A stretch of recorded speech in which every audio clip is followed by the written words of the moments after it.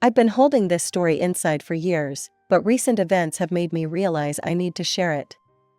Maybe it'll help someone else who's going through something similar. It's long, so I'll break it into parts. Growing up, everything in my life revolved around reputation. My parents were both teachers at Riverside Prep, one of those prestigious private schools where politicians and CEOs send their kids.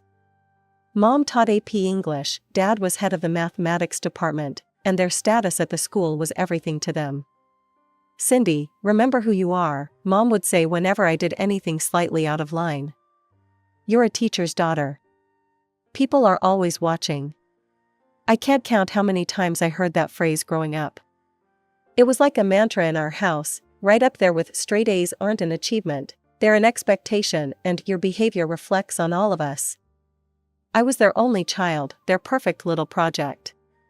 They monitored everything, my grades, my friends, my clothes, even my posture at dinner parties. Looking back, I should have seen the signs of how controlling they were, but when you're raised in that environment, it all seems normal. Things really started looking up in my junior year of high school, when I began dating James Mitchell. His father owned half the real estate in our city's downtown, and his mother was on the school board. My parents were ecstatic. "This is exactly the kind of connection we've been hoping for," Mom told me one night while I was doing homework. "The Mitchells are such a respectable family. And James is so focused on his future." Dad nodded along, adding, "Just think, Cindy. If things work out, you could have such a wonderful life ahead of you." James and I actually got along great at first. He was smart, funny, and seemed to understand the pressure of having parents with high expectations. We'd spend hours talking about our plans for the future. He wanted to go into commercial real estate like his father, and I was planning to become a financial analyst. "We could be such a power couple," he'd say, half joking, but not really. The real estate mogul and his brilliant financial advisor wife. Our parents loved to get together for dinner, planning our futures while we sat there, nodding and smiling. Everything was perfect on the surface. Just like they wanted it. I graduated as valedictorian, got accepted into Winston College's prestigious business program, and started my freshman year with James at the same school. Our parents couldn't have been prouder. They'd achieved their goal, their daughter was on track for the perfect life they'd planned. College life started out exactly as planned. James and I both threw ourselves into our studies at Winston, and everything felt like it was falling perfectly into place. My business analytics professors praised my work, and I was maintaining that perfect GPA my parents expected. James and I spent most of our free time together, and our relationship grew more serious. By the middle of sophomore year, we'd become intimate. It felt like a natural progression. We'd been dating for almost 3 years at that point, and we talked about marriage after graduation like it was a foregone conclusion. I was 19, in love, and thought I had it all figured out. Then came the morning sickness. At first, I tried to convince myself it was just stress or a stomach bug. But after 2 weeks of running to the bathroom between classes, I couldn't deny it anymore. I bought 3 different pregnancy tests from a pharmacy across town, not wanting to risk running into anyone I knew. I still remember sitting on my dorm room floor, staring at those little pink lines. Positive. All 3 of them. My hands were shaking so bad I could barely text James to come over. "You're what?" His face went pale when I told him. No. This can't be happening. Not now." "I know it's not ideal timing," I said, trying to stay calm. "But we can figure this out together. We've always talked about having a family eventually." "Eventually," James cut me off. "Yeah, after college, after I've taken over Dad's business, after we're married and established. Not now. Do you know what this would do to my future?" I felt like I'd been slapped. "What about our future?" "There's only one solution here," he said, pacing my small dorm room. "You need to get an abortion. We can't have a baby now. It would ruin everything." "No," I said firmly. "I won't do that. This is our child." "My parents will cut me off if they find out about this," he interrupted. Everything I've worked for will be gone. You can't do this to me, Cindy. But someone had already done it to me. While James and I were arguing, my phone started buzzing. My mom's name flashed on the screen. Come home, now. Her voice was ice cold. We need to discuss this situation. I felt sick. How did you? James called his parents. They called us. Come home immediately or we'll come get you ourselves. The drive home was the longest 2 hours of my life. When I walked through my parents' front door, I found both sets of parents waiting for me. The look of disgust on their faces made me want to disappear. How dare you? My mother's voice shook with rage. How dare you disgrace us like this? You stupid, stupid girl, my father spat out. Do you have any idea what this will do to our reputation at school? Mrs. Mitchell was crying dramatically. Our James has such a bright future ahead of him. He can't be tied down with a baby now. I'll raise the baby myself, I said, wrapping my arms protectively around my stomach. I don't expect anything from James or any of you. A single mother? My mother laughed bitterly. Our daughter, a single mother? Is that what we raised? A little whore who spreads her legs and ruins her life? We won't allow it, my father declared. We will not have our reputation destroyed by your irresponsible behavior. Reputation? I couldn't believe what I was hearing. This is your grandchild we're talking about. No, Mrs. Mitchell said firmly. This is a mistake that needs to be corrected. James has his whole life ahead of him. This thing would ruin everything. The discussion went on for hours. It wasn't really a discussion though, it was more like a coordinated attack. Think about your future, Cindy, my father kept saying. How do you plan to support a child? Where will you live? We won't continue paying for your education if you insist on keeping it, my mother added. Is that what you want? To throw away your entire future? I sat there on our living room couch, the same couch where I'd spent countless hours studying for tests and planning my perfect future. I could get a job, take a break from school. And live where? My mother's voice was sharp. Certainly not here. We won't have you bringing that kind of shame into our home. Maybe one of my aunts. I started, but my voice trailed off. Dad was an only child, and Mom's sisters both lived overseas. I had nowhere to go. James sat silently through most of it, staring at the floor. His parents did all the talking for him. James has an internship lined up with Morgan and Reed Investments next summer, his father kept saying. Do you want to ruin that for him? Is that how little you care about his future? They wore me down, bit by bit. Every plan I suggested was shot down. Every possibility I brought up was crushed. No job would pay enough. No apartment would be affordable.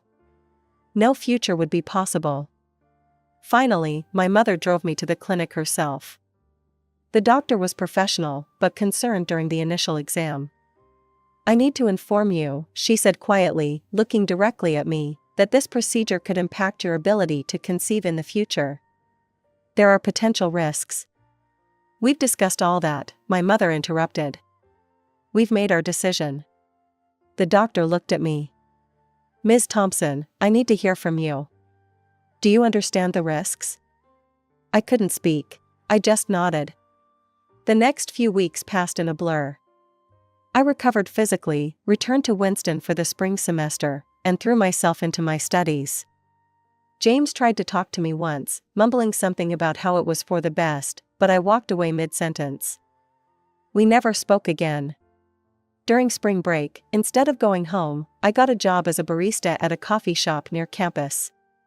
I picked up shifts during every holiday after that. My parents didn't object, they seemed relieved not to have me around.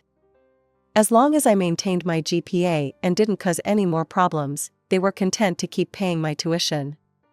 We're glad you finally came to your senses, my mother said during one of our brief phone calls. Everything worked out for the best. But nothing felt like the best. Nothing felt right anymore. I went through the motions, got my assignments done, kept my perfect grades. But something inside me had broken, and I knew it would never be the same. After graduation, I landed a position as a financial analyst at Morgan & Reed Investments. Ironic, considering it was one of the firms James had been so desperate to intern with. But I'd earned my spot on my own merit, graduating summa cum laude and impressing during my interviews. Life settled into a comfortable routine. I buried myself in work, analyzing market trends and building financial models. My apartment became my sanctuary, no judgment, no expectations beyond my own. Then came the night of the company's annual holiday gala. I almost didn't go, but my team leader insisted. "You can't keep hiding behind those spreadsheets forever, Cindy," she said. That's where I met David. He was one of the firm's partners, but not the stuffy, arrogant type I'd expected. He was discussing basketball with the custodial staff when I first saw him, genuinely interested in their March Madness predictions. "I hope I'm not interrupting a serious strategic meeting," I joked, needing to get his signature on some reports. He looked up with the warmest smile I'd ever seen. "Actually, Jose here was just explaining why my bracket is going to be a complete disaster this year." We started dating a month later. David was different from anyone I'd ever known, genuine, kind, and completely unconcerned with status or appearances. When he proposed a year later, it was over takeout Chinese food in my tiny apartment. "I don't need a big wedding," I told him. "Just us." And that's what we did. A simple ceremony at the courthouse, with his sister and best friend as witnesses. No elaborate dresses, no society photographers, no concerned whispers about reputation. Just love and honesty. I didn't tell my parents. By then, we were down to exchanging brief birthday and Christmas texts. They didn't ask about my life, and I didn't volunteer information. Then, 3 years into our marriage, my mother called. "Your father's sick," she said without preamble. "He needs surgery. You should come." David squeezed my hand as we pulled up to my childhood home. It looked exactly the same, perfectly manicured lawn, pristine white trim, not a single thing out of place. My mother's eyes widened when she saw David step out of the car. "Who's this?" "My husband," I said simply. "We've been married for 3 years. What followed was a fascinating transformation. First came the hurt accusations about being excluded from the wedding. But as soon as David mentioned his position as executive director, and they realized I was now a senior financial analyst, their tone completely changed. "Oh, darling, we've missed you so much," my mother gushed, as if the last several years of silence hadn't happened. "You must come visit more often." Then came the real reason for the call. Dad needed expensive surgery, and their insurance wouldn't cover all of it. Could I help? After all, I was doing so well now.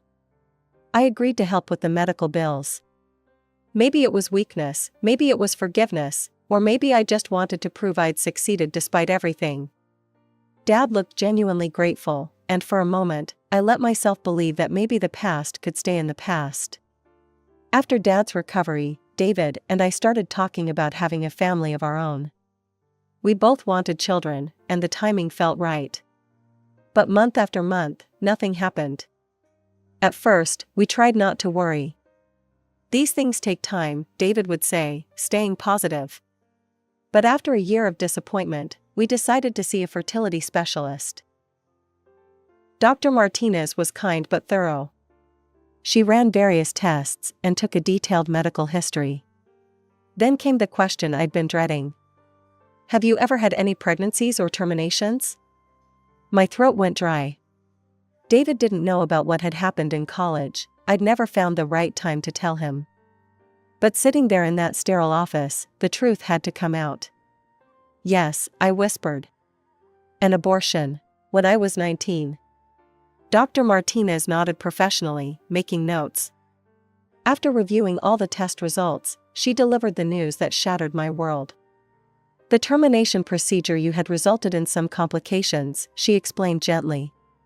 "Combined with the scarring that developed afterward, I'm afraid your chances of conceiving are virtually non-existent." I felt the room spin. All those years ago, the doctor at the clinic had warned about risks, but my mother had dismissed them. Now here I was, paying the price for a choice that had never really been mine. That evening, I had to tell David everything. We sat on our back porch, the same spot where we usually planned our future, and I confessed it all: the pregnancy in college, my parents' reaction, the coerced abortion. "I'm so sorry," I sobbed. "I should have told you sooner. I understand if this changes things." David pulled me into his arms, cutting off my words. "Hey, look at me," he said softly. "Nothing could change how I feel about you. Nothing." We sat in silence for a while, his arms around me, before he spoke again. "You know, there are other ways to build a family. We could look into adoption. Give a home to a child who needs one." His words were like a lifeline. We spent that night researching adoption agencies and requirements, making plans for a different kind of future than we'd imagined, but one filled with just as much love. Meanwhile, my newly rekindled relationship with my parents took on an uncomfortable pattern. Every visit included the same question: "So, when are you going to give us grandchildren?" I'd deflect, change the subject, talk about work or Dad's recovery, anything to avoid the truth. They'd already proven they cared more about appearances than their own grandchild once before. I wasn't about to give them another chance to judge my choices. Even though Dad had fully recovered, I kept sending them money every month. Maybe it was habit, maybe it was guilt, or maybe some part of me still hoped that financial success would finally earn their genuine approval. The Thanksgiving invitation came as a surprise. My parents rarely hosted holidays anymore, claiming they were too exhausting. But this year, my mother insisted we come. "We're having a few friends over," she said. "Nothing fancy, just some colleagues from school and their families." I should have known better. When we arrived, the house was packed with at least 30 people, all pillars of the local education community, all part of my parents' carefully curated social circle. The evening started predictably enough. Everyone commented on how successful I'd become, how impressive David's position was, how proud my parents must be. The same shallow conversations I'd grown up with. Then came the moment that changed everything. My mother cornered us by the dessert table, wine glass in hand, speaking just loudly enough for nearby guests to hear. "You know, Cindy, Mrs. Peterson was just showing me pictures of her new grandson. Absolutely adorable. When are you and David going to give us grandchildren? Everyone else our age is already enjoying grandparenthood." Before I could deflect, David squeezed my hand and answered honestly. "Actually, we're looking into adoption. We've already started the application process." The silence that followed was deafening. My mother's face went through several shades of red before she practically shouted, "Adoption? Have you lost your mind?" Heads turned. Conversation stopped. My mother seized the audience's attention like the experienced teacher she was. "Everyone, can you believe this? My daughter, who could give us perfectly good grandchildren of her own, wants to adopt instead." "Mom, please," I hissed. "This isn't the time or place." Dad stormed over from his position by the fireplace. "What's this nonsense about adoption? Are you trying to embarrass us again? Do you have any idea what kind of background these children come from? Drug addicts, criminals, mentally ill parents, is that what you want to bring into this family?" "You're making a scene," I said firmly. "This is a private matter." But the damage was done. My parents' friends, loosened by holiday drinks and encouraged by my parents' reaction, started chiming in. "You really should have your own children, dear," Mrs. Peterson offered. "You never know what you're getting with adopted kids." "My cousin's friend adopted," another guest added. "Terrible mistake. The child had all sorts of problems." "Think about your family legacy," someone else called out. My parents stood there nodding along, clearly pleased that their social circle was backing them up. The same smug expressions they'd worn all those years ago, when they'd had others gang up on me about my pregnancy. Something inside me snapped. "You want to know why we're adopting?" My voice cut through the murmur of judgmental whispers. You really want to know? Fine, I'll tell you all exactly why. The room went deadly quiet. I could see the warning in my mother's eyes, but I was done protecting their reputation. I can't have children because of complications from an abortion I had when I was 19. An abortion that you, both of you, forced me to have because you were more concerned about what the neighbors would think than about your own daughter and grandchild. Someone gasped. Mrs. Peterson's wine glass froze halfway to her mouth. You threatened to kick me out, cut off my education, leave me with nothing unless I took care of the problem, I continued, my voice shaking but clear. The doctor warned there could be complications, but Mom, you remember what you said? We've made our decision. Not me. We. You and Dad and the Mitchells, all deciding what would happen to my body, my baby, my future. I turned to address the shocked faces around the room. So yes, we're adopting. Because thanks to my parents' desperate need to maintain their precious reputation, that's my only option for having a family now. The silence that followed was deafening.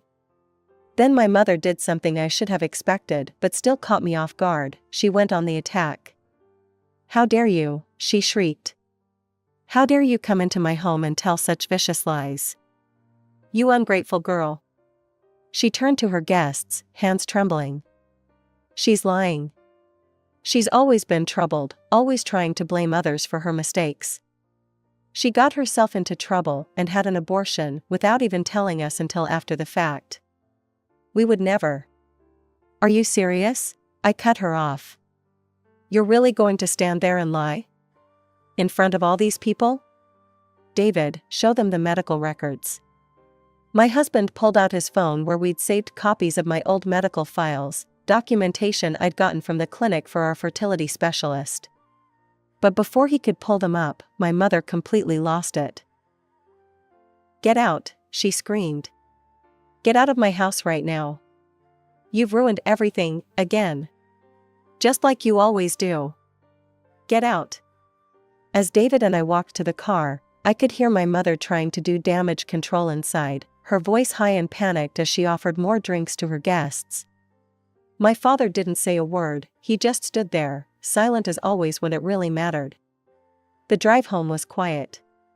David held my hand the entire way, not pushing me to talk, just being there. When we finally got home, I went straight to my laptop and canceled the automatic monthly transfer to my parents' account. It took exactly 2 months for my mother to call. I was in the middle of reviewing our home study paperwork for the adoption agency when her name appeared on my phone screen. I almost didn't answer. But part of me wanted to hear what she could possibly have to say after Thanksgiving. The Petersons withdrew their son from the school, she began without even a hello. Mrs. Chen isn't inviting me to her book club anymore. Do you have any idea what you've done to our reputation? I actually laughed. After everything, she was still only concerned about reputation. Your father and I deserve compensation for this damage you've caused, she continued. The monthly support you were providing barely covers the social costs we're incurring. People are treating us differently at work. We've had to explain things, to make excuses. Excuses? I cut in. You mean lies.